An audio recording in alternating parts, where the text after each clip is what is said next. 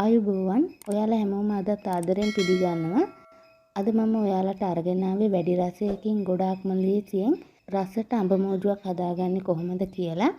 ඉතින් මේ විදිහට හදාගත්තාම ගොඩක් දවස් තියාගන්නත් පුළුවන්. ඒ වගේම ඔයා මේ විදිහට අඹ හැදුවොත් ආයේ අඹ උයන්නේ නැතුව හැමදාම මේ විදිහටම අඹ හදයි. ඒ තරම්ම ගොඩක් රසයි මේ අඹ මෝජුව. ඔයා අද නම් මගේ channel එකත් එක්ක එකතු වෙන්න ඔයාවත් ආදරෙන් පිළිගන්නවා. channel එක subscribe කරලා එකතු වෙන්න කියලා ආදරෙන් මතක් කරනවා. එහෙනම් අපි බලමු කොහොමද රසට මේ අඹ මෝජුව හදාගන්නේ කියලා. මෙතන මම අරගෙන තියෙන හොඳට පැහිච්ච අඹ ගෙඩි 4. අඹ ටික හොඳට හොදලා මම මේ විදිහට පොත්ත පිටින්ම කපලා අරගත්තා.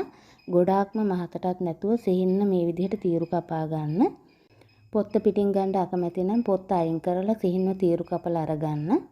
තව මම අරගෙන තියෙනවා අමු මිරිස් කරල් 10ක් විතර. මිරිස් ටික වෙන වෙන්නේ නැතුව දෙකට පල්ලා අරගෙන තියෙන්නේ. තව රතු ලුණු ගෙඩි ටිකක් අරගෙන තියෙනවා. මේ තියෙන්නේ අබ මේස හැඳි දෙකක් අඹරලා අරගෙන අබ ඇට ටික විනාකිරි මේස හැන්දක් විතර දාලා තමයි මම මේ අඹරගෙන තියෙන්නේ.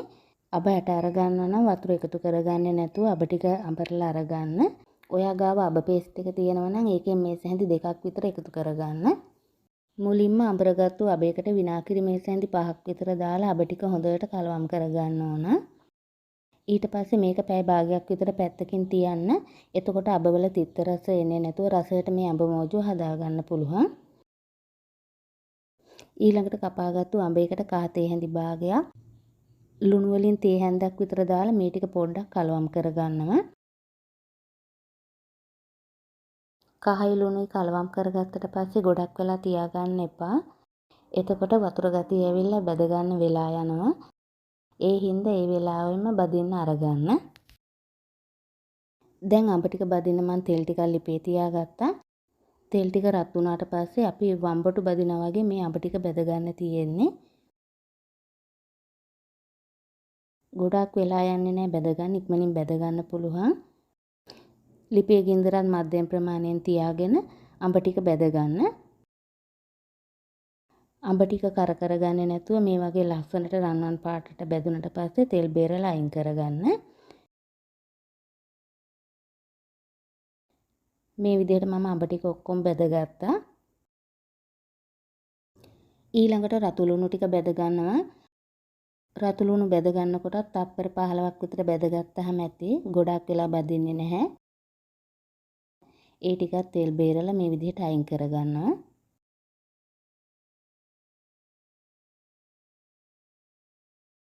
දැන් අමු මිරිස් ටිකත් තෙල් එකට දාගන්නවා. ඒ ටිකත් තප්පර 20ක් විතර බැද ගන්න.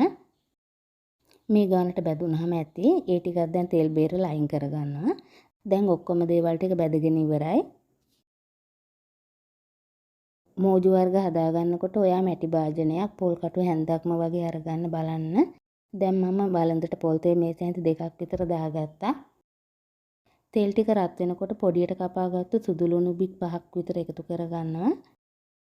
තව එනසාල් 3යි කරාඹු නැටි 4ක් 5ක් පොඩියට කපාගත්තු රම්ප කෑලි 3-4ක් කරපිංච ටිකක් එකතු කරගෙන මේ ටික සුවඳ එනකන් ටෙම්පරාදු කරගන්න. මේ ගානට ටෙම්පරාදු වුණාට පස්සේ ඒකට කෑලි මිරිස් වලින් මේස හැඳි දෙකක් එකතු කරගන්නවා. තව කහ තේ හැඳි කාලක් විතර දාලා පොඩ්ඩක් කලවම් කරගන්නවා. මේ වෙලාවේ ලිපේ ගෙන්දර හොඳටම අඩුවෙන් තියාගන්න.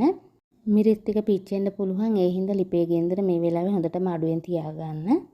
ඊට පස්සේ දැන් මම විනාකිරි වල දිය කරගත්තු අබ මිශ්‍රණය එකතු කරගන්නවා. තව ගම් මිරිස් කුඩු වලින් තේ හැඳි භාගයක් දාගත්තා. ලුණු තේ හැඳි භාගයක් එකතු කරගන්නවා. මේ දේවල් ඔයාගේ රස අනුව එකතු කරගන්න. සීනි වලින් මේස හැඳි දෙකක් එකතු කරගන්නවා.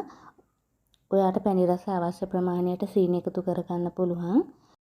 අඹ වල ඇඹුල් රස වැඩි නම් සීනි ටිකක් වැඩියෙන් එකතු කරගන්න. අඹ බදිනකොට ලුණු දාපු හින්දා ලුණු දානකොට පරිස්සමට එකතු කරගන්න. ගින්දර හොඳටම අඩුවෙන් තියාගෙන විනාඩියක් විතර මේ සෝස් එක ලිපේ හැඳි ගගා තියාගන්න ඕන. ඊට පස්සේ ලිප වහලා බැදගත්තු අඹ ටිකයි රතු ලුණු මිරිස් මේ දේවල් ඔක්කොම ටික දාලා හොඳට කලවම් කරගන්නවා. ඉතින් ගොඩක්ම රසයි මේ විදිහට හදාගත්තාම අඹ මෝජුව. ඔයත් මේ විදිහට එකපාරක් හරි හදලා බලන්න.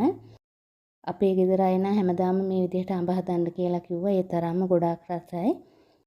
ඔයත් හදලා රස කොහොමද කියලා කමෙන්ට් එකකින් කියන්න. වීඩියෝ එක ඔයාට වැදගත් නම් ලයික් එකක් කමෙන්ට් එකක් දාලා තවත් කෙනෙක්ට බලන්න ෂෙයා කරන්න. ආයෙත් වීඩියෝ එකකින් හමු වෙනතුරු ඔයාලා හැමෝටම සුබ දවසක්.